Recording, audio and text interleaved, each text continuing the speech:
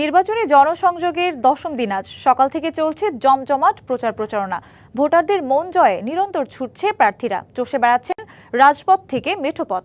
চাঁদপুর ৪ আসনে উঠান বৈঠক, হাটবাজার ও বাড়ি বাড়ি গিয়ে হাত পাখা প্রতীকে ভোট প্রার্থনা করছেন জামায়াতে ইসলামী বাংলাদেশের সেক্রেটারি জেনারেল মিয়া গোলাম পারোয়ার। কুশল বিনিময় করেন ভোটারদের সাথে, অংশ নেবেন জনসভায়। এদিকে কুষ্টিয়ায় বাবুর আলী গেইটে ভোটারদের সাথে গণসংযোগ করেন জেলা বিএনপির আহ্বায়ক কমিটির সদস্য শামীমুল হাসান অপু। অলিগলি চষে বেড়াচ্ছেন অন্যান্য প্রার্থীরাও।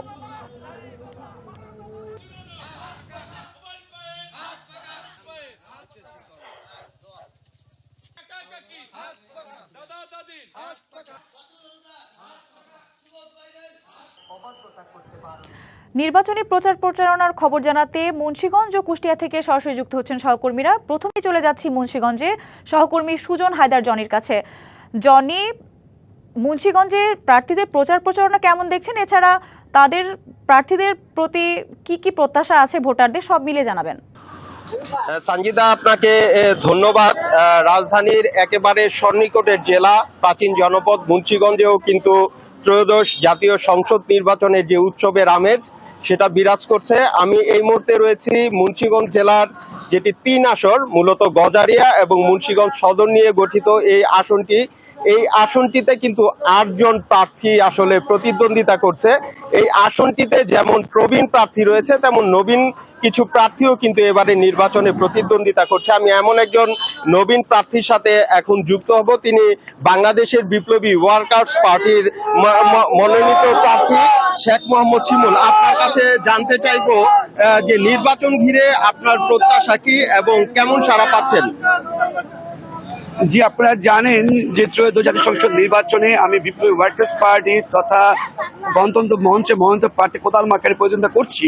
তবে আমরা এবার একটু ভিন্নতা দেখছি আমরা, কারণ হচ্ছিল মানুষ, আপনারা জানেন যে সেই মুক্তিযুদ্ধের পর থেকে আজকে মানে দীর্ঘ বছর কিন্তু কেটে গেল, মানুষের যে আসলে হয়তোবা মানে কি রোডঘাট বা ব্রিজের কালভার্টের পরিবর্তন হয়েছে বা উন্নয়ন হয়েছে, কিন্তু মানুষের যে বাক স্বাধীনতা, মৌলিক চাহিদা, মানুষের যে নিরাপত্তা, সন্ত্রাস, দুর্নীতি, চাঁদাবাজ, আপনারা জানেন বর্তমানে যে মবের যে সৃষ্টি হচ্ছে এবং যে আমাদের যে বিদেশি, আপনারা জানেন মুন্সিগঞ্জে যে প্রবাসীরা রয়েছে, সে প্রবাসীদের যে পরিবারদের যে নিরাপত্তা, সে নিরাপত্তার জায়গায় কিন্তু আজও পর্যন্ত কিন্তু কোনো পরিবর্তন হয়নি।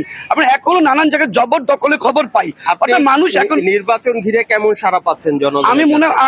আমি এই মুহূর্তে মনে করছি যে আমি দেখছি যে বিভিন্ন ঘরে ঘরে যাচ্ছি, মানুষের কাছে যাচ্ছি আমি, মানুষ এখন পরিবর্তন চায়, আর সন্ত্রাস দেখতে চায় না, নিপীড়ন দেখতে চায় না, চাঁদাবাজ দেখতে চায় না, মানুষ চায় পরিবর্তন, শান্তিতে চায়। তারা মনে করে যে একটি শান্তির সমাজ প্রতিষ্ঠা হবে, সেই ক্ষেত্রে নতুন প্রার্থী, নতুন মার্কাকে ভোট দিবে তারা। সেক্ষেত্রে আমার যে মার্কা কোদাল মার্কা, সাড়া পাচ্ছি আমি। ধন্যবাদ আপনাকে। সঞ্জিদা, আপনি শুনছিলেন একজন তরুণ প্রার্থী, যিনি বাংলাদেশের বিপ্লবী ওয়ার্কার্স পার্টির মনোনীত প্রার্থী, তার প্রত্যাশার কথা জানাচ্ছিলেন। তো সঞ্জিদা, এই ছিল আমার কাছে মুন্সিগঞ্জ থেকে সর্বশেষ। সুজন, ধন্যবাদ আপনাকে। সাজ্জাদ, মুন্সিগঞ্জের নির্বাচনের প্রচার খবর জানছিলাম আমরা, এবার আপনি আমাদের জানাবেন কুষ্টিয়া নির্বাচনী প্রচারণা এবং প্রার্থী ও ভোটারদের সর্বশেষ কি তথ্য রয়েছে আপনার কাছে? আসলে আপনি জানেন যে প্রচার প্রচারণা কিন্তু জমে উঠছে, দিন যত ঘনিয়ে আসছে নির্বাচনের। এই ব্যস্ত সময় পার করছেন প্রার্থী, তাদের সমর্থক এবং দলীয় যারা নেতা আছেন, তারা কিন্তু ভোটারদের বাড়ি বাড়ি যাচ্ছেন এবং তারা কিন্তু ভোট প্রার্থনা করছেন। তো আমি আছি এই মুহূর্তে কুষ্টিয়া শহরের বাবর আলী গেটে। এখানে কিন্তু কুষ্টিয়া সদরে যিনি বিএনপির প্রার্থী আছেন প্রকৌশলী জাকির হোসেন সরকার, তার পক্ষে এখানে ভোট চাচ্ছেন জেলা বিএনপির সাবেক সাংগঠনিক সম্পাদক এবং জেলা বিএনপির আহ্বায়ক কমিটির সদস্য অ্যাডভোকেট শামীমুল হাসান অপু। আমরা একটু তার কাছ থেকে জানতে চাইবো, আসলে আপনারা তো প্রচার প্রচারণা চালাচ্ছেন এবং নির্বাচনের দিন ঘনিয়ে আসছে, আপনারা কেমন সাড়া পাচ্ছেন এবং আপনাদের প্রার্থীর জয়ের বিষয়ে কতটা আত্মবিশ্বাস? একই সাথে কুষ্টিয়ার 4টি আসনে জেলা বিএনপির প্রার্থীরা আসলে জয় হতে পারবে কিনা? বিসমিল্লাহির রহমানির রহিম। ডিবিসি নিউজকে অসংখ্য ধন্যবাদ। আজকে আমরা কুষ্টিয়া সদর আসনের বাবর আলী গেটে এখানে দাঁড়িয়ে আমরা গণমানুষের মাঝে লিফলেট বিতরণ করছি। আসলে বিষয়টা দেখেন, দীর্ঘ 16-17 বছর যেখানে বাংলাদেশের নির্বাচনের কোনো পরিবেশ ছিল না, মানুষ তার ভোটাধিকার প্রয়োগ করতে পারে নাই, তাই দীর্ঘদিন পর যে একটি অবাধ সুষ্ঠু নিরপেক্ষ নির্বাচন অনুষ্ঠিত হতে যাচ্ছে, সেই নির্বাচনে আমরা মনে প্রাণে বিশ্বাস করি যে বাংলাদেশের মানুষের ন্যায় কুষ্টিয়া সদর আসনে এবং 4টি আসনে ব্যাপক গণমানুষ আমাদেরকে ব্যাপকভাবে সাড়া দিচ্ছে। এবং এই অঞ্চল আপনারা দেখবেন যে কুষ্টিয়া কিন্তু একটি আপনি যদি 1979 সাল, 91 সাল, 96 সাল, 2001, 8-এর নির্বাচনে বিশ্লেষণ করে দেখেন, তাহলে এই অঞ্চল কিন্তু একটা বিএনপি অধ্যুষিত অঞ্চল এবং এখানে বরাবরই এই এলাকার গণমানুষ কিন্তু বিএনপির প্রার্থীদেরকে নির্বাচিত করে পার্লামেন্টে পাঠিয়েছে। তো এবার ঠিক আমরা মনে প্রাণে বিশ্বাস করছি যে 4টি আসনে আমরা ব্যাপকভাবে প্রস্তুতি নিয়েছি এবং আমাদের প্রার্থীদের সমর্থনে, ধানের শীষ প্রতীকের সমর্থনে আমরা প্রত্যেকটি বাড়ি বাড়ি আমরা অসংখ্যবার আমরা গিয়েছি এবং আর মাঝে যে 8-10টি দিন রয়েছে এর মধ্যে আমরা ব্যাপক প্রচারণা চালাচ্ছি এবং ব্যাপক আশাবাদী যে ইনশাল্লাহ আগামী 12 তারিখের নির্বাচনে কুষ্টিয়ার 4টি আসনের মধ্যে 4টি আসনে ইনশাল্লাহ এই কুষ্টিয়ার গণমানুষ বিএনপির প্রার্থীদেরকে নির্বাচিত করে পার্লামেন্টে পাঠাবে। জি, ধন্যবাদ আপনাকে।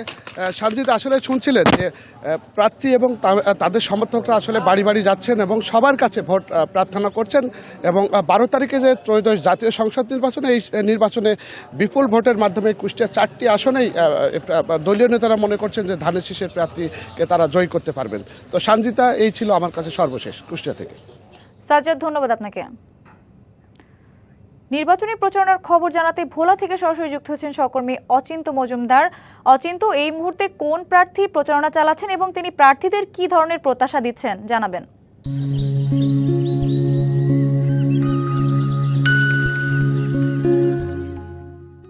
আপনি যেমনটা বলছিলেন যে নির্বাচনের দিন যতই ঘনিয়ে আসছে, ভোলায় কিন্তু উৎসবমুখর পরিবেশে আসলে প্রচারণা চলছে।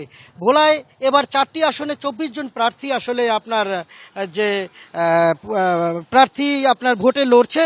তো আমরা যদি আপনাকে বলি যে প্রার্থীরা কিন্তু সকাল থেকেই ভোটারদের বাড়ি বাড়ি গিয়ে তাদের প্রচারণা চালাচ্ছেন, লিফলেট বিতরণ করছেন।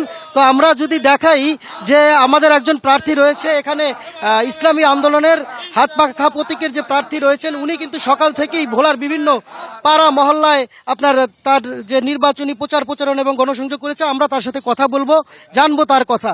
আসলে আপনি তো পাড়া মহল্লায় যাচ্ছেন এবং ভোটারদের সাথে কথা বলছেন, কেমন সাড়া পাচ্ছেন এবং আপনার জয়ের ব্যাপারে আপনি কতটা আশাবাদী?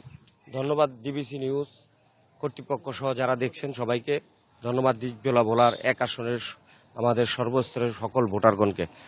আমি পাড়ায় মহল্লায় যাচ্ছি, এটা নতুন না, আমি নিয়মিতই যাচ্ছি। এই গণসংযোগ, এই লিফলেট বিতরণ, এখন নির্বাচনী যে এটা প্রচার চলছে, এটা আমার মহল্লা, এখানে জন্মস্থান, এখানে আমি ব্যাপক রেসপন্স পাচ্ছি ইনশাল্লাহ। জি, আপনি তো বিভিন্ন জায়গায় যাচ্ছেন, কোথাও বাধার সম্মুখীন হচ্ছেন কিনা বা আপনার কোনো শঙ্কা আছে কিনা নির্বাচন নিয়ে?